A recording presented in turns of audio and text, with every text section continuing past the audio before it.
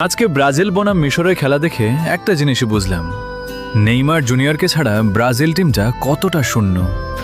আক্রমণ আছে, সুযোগ আছে, বল দখল আছে, কিন্তু গোল নেই। ব্রাজিলের মতো দলের কাছ থেকে এমন পারফরমেন্স কখনো আশা করিনি। হয়তো ম্যাচটা জিতেছে, কিন্তু এত সুযোগ নষ্ট করেছে যে দেখে কষ্ট লাগে। মনে হচ্ছিল মাঠে একজন নেই যে ম্যাচের মোড় ঘুরিয়ে দিতে পারে, যে একটা ড্রিবলিং দিয়ে ডিফেন্স ভেঙে দিতে পারে, যে একটা পাস দিয়ে গোল বানিয়ে দিতে পারে। আর সেই মানুষটা হলো নেইমার। অন্যদিকে মার্কিনহোসের মতো অভিজ্ঞ ডিফেন্ডারের একটা ভুলেই বিপদে পড়ে গেল ব্রাজিল।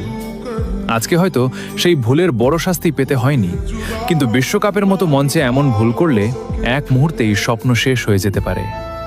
আমি ব্রাজিলকে ভালোবাসি, তাই সমালোচনাও করি, কারণ এই দলটার কাছে আমাদের প্রত্যাশা অনেক বড়। আশা করি বিশ্বকাপের আগে ব্রাজিল নিজেদের ভুলগুলো শুধরে নেবে। না হলে শুধু নাম দেখে বিশ্বকাপ জেতা যায় না। বিশ্বকাপ জিততে হলে মাঠে সেটা প্রমাণ করতে হয়।